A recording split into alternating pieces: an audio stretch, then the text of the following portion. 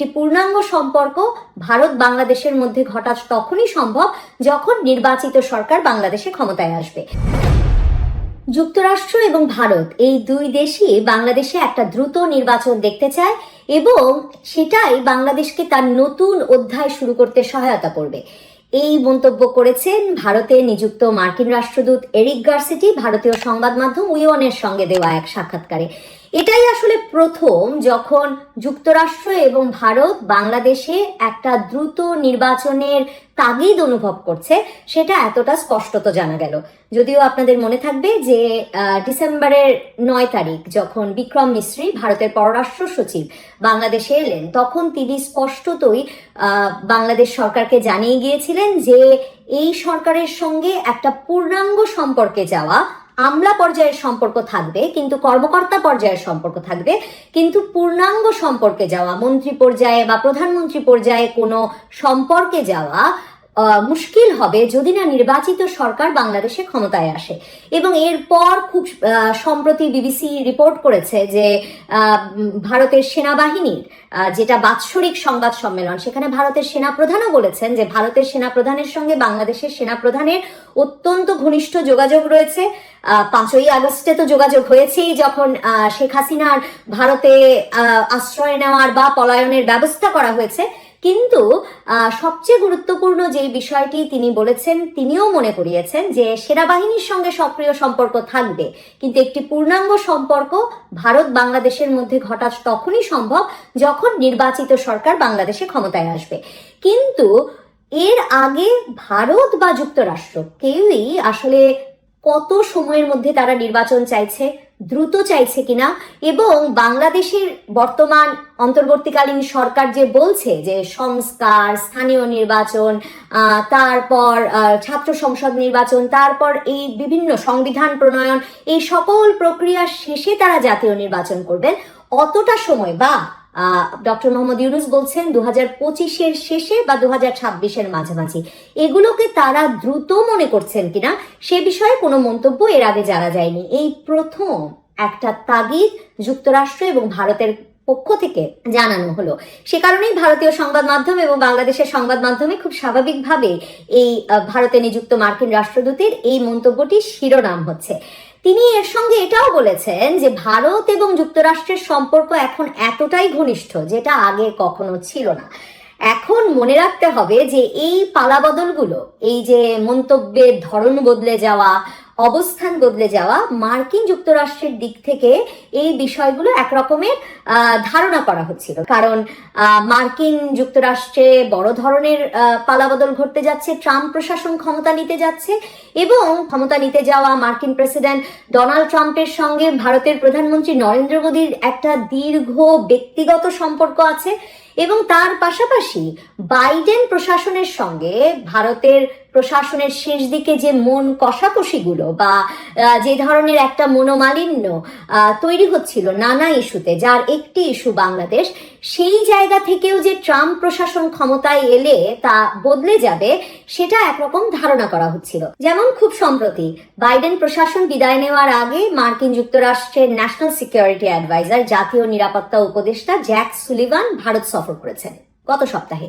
এবং সেখানে তিনি যাবার পর, ফিরে আসবার পর যে সংবাদ সম্মেলন করেছেন যুক্তরাষ্ট্রে, সেখানে সরাসরি এমন প্রশ্ন উঠেছে যে ভারতের সঙ্গে আপনাদের সম্পর্ক শেষ পর্যন্ত একটা মনোমালিন্যতে রূপ নিয়েছে কিনা। কারণ ভারত সরকার মনে করে যে বাংলাদেশে, পার্শ্ববর্তী দেশ, প্রতিবেশী দেশ বাংলাদেশে সরকার পরিবর্তনে আপনাদের ভূমিকা আছে, রেজিম চেঞ্জে আপনাদের ভূমিকা আছে।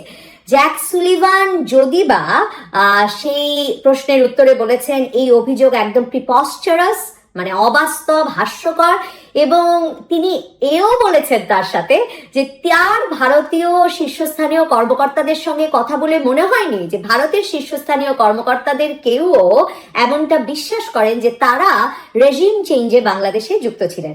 তার মানে এর কথাটা অন্তত বুঝে নেওয়া গেল সাংবাদিকের এই প্রশ্নের উত্তরের সুবাদে যে জ্যাক সুলিভানের সঙ্গে ভারতীয় শীর্ষ কর্মকর্তাদের এই সর্বশেষ সফরেও বাংলাদেশের শাসন ক্ষমতা পরিবর্তনে যুক্তরাষ্ট্রের হাত ছিল কিনা সে প্রসঙ্গে আলাপ হয়েছে। বাইডেন প্রশাসনের সঙ্গে এই নিয়ে ভারতের এক রকমের মন কষাকষি সেই 2023-এর মাঝামাঝি থেকেই বেশ স্পষ্ট, অন্তত ভারতীয় সংবাদ মাধ্যমগুলোতে, যখন থেকে ভারতীয় সংবাদ মাধ্যম এক রকমের ইঙ্গিত দিচ্ছে, সাবধান করছে যে ভারত মনে করছে যে বাংলাদেশের নির্বাচনে এক রকমের হস্তক্ষেপ করতে চাইছে যুক্তরাষ্ট্র, বাংলাদেশের ক্ষমতার পালাবদল ঘটাতে চাইছে একরকম যুক্তরাষ্ট্র। কারণ তখন আপনাদের মনে থাকবে সেটা হচ্ছে সেই সময় যখন যুক্তরাষ্ট্র বাংলাদেশে অবাধ, সুষ্ঠু, নিরপেক্ষ নির্বাচনে যারা বাধা দেবেন তাদেরকে ভিসা দেওয়া হবে না, ভিসা নিষেধাজ্ঞা দেওয়া হবে, এরকম ঘোষণা দিল।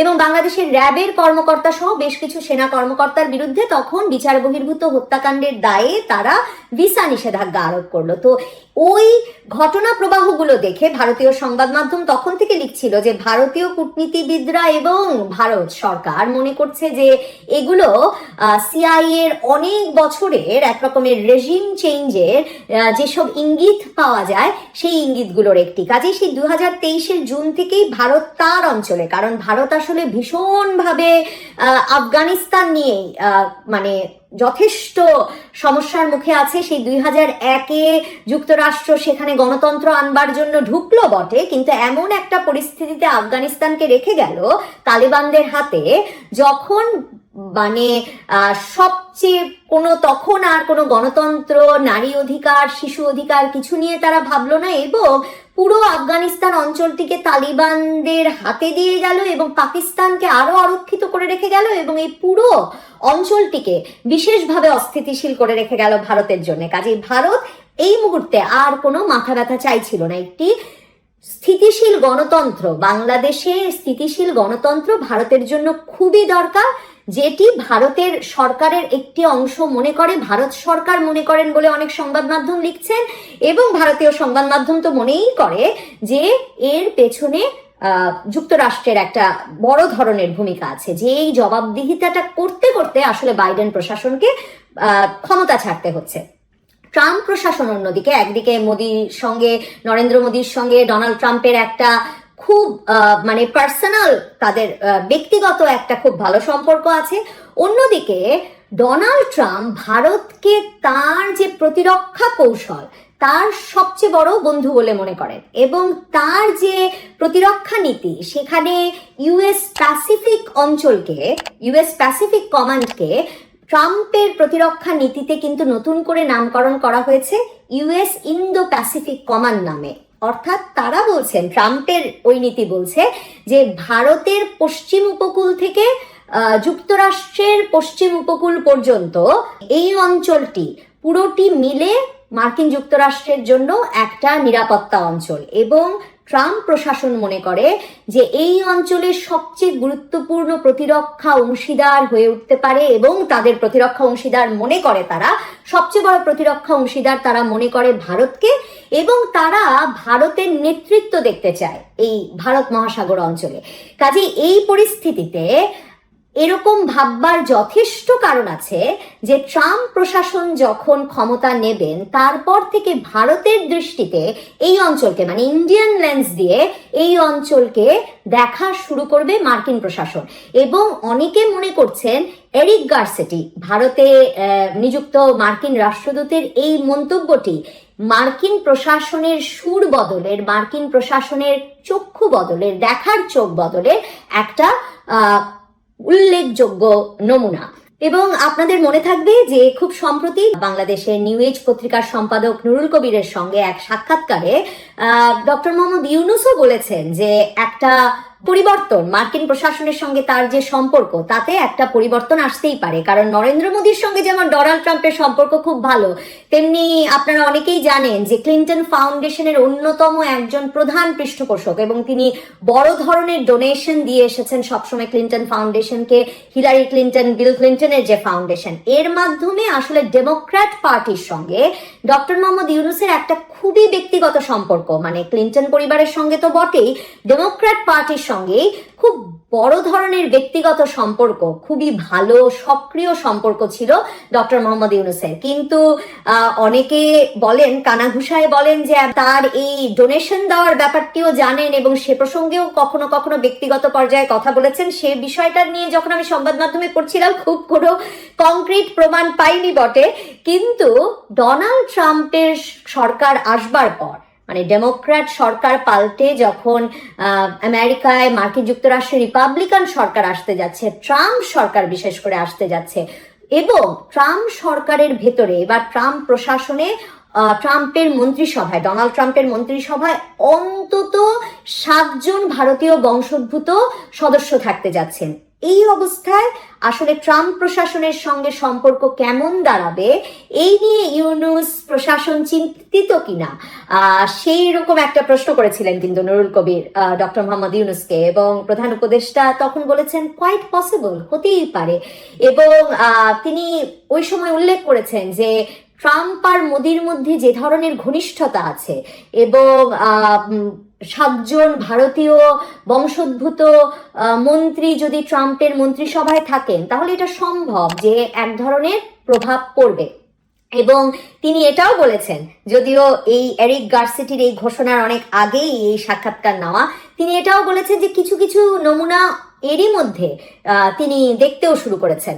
এবং কিন্তু অবশ্যই ডক্টর মোহাম্মদ ইউনূস বলেছেন যে বাংলাদেশ সরকারকে, মানে তার সরকারকে পর্যবেক্ষণ করতে হবে যে কোন দিকে পরিস্থিতি যায়, এবং এর মানে ভারতীয় বংশোদ্ভূতরা মন্ত্রী হচ্ছেন মানেই তারা শুধুমাত্র ভারতের দিকে ঝুঁকে থাকবেন এমন ভাববারও কোনো কারণ নাই। কাজেই তারা মনে করেন যে ডক্টর মোহাম্মদ ইউনূস আশাবাদী যে তারাও ট্রাম্প প্রশাসনের ভেতরে অ্যালাইস খুঁজে পাবেন, তাদের প্রতি সহানুভূতিশীল কাউকে খুঁজে পাবেন এবং তার মাধ্যমে তারা সম্পর্ক এগিয়ে নেওয়ার চেষ্টা করবেন।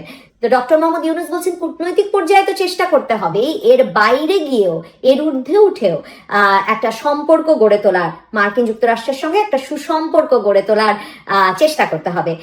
অবস্থা দৃষ্টে যেটা মনে হচ্ছে সেটা হচ্ছে যে ভারত যেমনটা বলে আসছিল যে একটি পূর্ণাঙ্গ সম্পর্কের জন্য নির্বাচিত সরকার দরকার, এবং ভারতের যেহেতু একদম গা ঘেঁষা প্রতিবেশী বাংলাদেশ, পূর্ণাঙ্গ সম্পর্ক ছাড়া নিরাপত্তার দিক থেকে এবং কূটনৈতিকভাবে আঞ্চলিক নিরাপত্তার কথা চিন্তা করলে, দুই দেশের জনগণের পরিস্থিতি চিন্তা করলে, কোনো দিক দিয়েই যে একটা পূর্ণাঙ্গ সম্পর্ক না থাকলে একটা আধা খেচড়া সম্পর্ক খুব ভালো হচ্ছে না বা ভালো হবে না, এটা কিন্তু ভারতীয় সেনা প্রধানের সঙ্গে সাক্ষাৎকারের সুরেও একরকম উঠে এসেছে বিবিসি বাংলার প্রতিবেদনে। এবং এখন মনে হচ্ছে যে যুক্তরাষ্ট্রের সঙ্গে সুসম্পর্ক রাখতে গেলেও বাংলাদেশ সরকারকে ভারতের সঙ্গে সুসম্পর্ক তৈরি করতে হবে। ভারতের সঙ্গে পূর্ণাঙ্গ সম্পর্ক যেহেতু নির্বাচিত সরকার ছাড়া সম্ভব নয়, এবং ভারত এবং যুক্তরাষ্ট্র দুজনেই যেহেতু একসঙ্গে এখন দ্রুত নির্বাচনের কথা বলছে, এখন মনে হচ্ছে যে ইউনূস সরকারকে হয়তো খতিয়ে দেখতে হবে, জেনে নিতে হবে যে 2025 সালের মাঝামাঝি বা 2026 সালের শুরুতে যে নির্বাচনের কথা তারা বলছেন সেই সময়সীমাকে যুক্তরাষ্ট্র এবং ভারত যুক্তিযুক্ত মনে করছে কিনা, এবং যুক্তরাষ্ট্র এবং ভারত যে সময়টাকে যুক্তিযুক্ত মনে করে তার মধ্যে নির্বাচনের দিকে তারা হাঁটতে পারবেন কিনা, নাকি সংস্কার, স্থানীয় নির্বাচন, এমন নানা প্রসঙ্গে আসলে আরো অনেক সময় ক্ষেপণ হয়ে যাবে। আপনারা সঙ্গে থাকুন নবনীতা চৌধুরীর বয়ানে। ইউটিউব এবং ফেসবুক চ্যানেলে সাবস্ক্রাইব করুন, youtube.com/hello-nabanita, facebook.com/hello-nabanita। লিখুন আমাকে জিমেইলে hello-nabanita@gmail.com। সবাই ভালো থাকুন।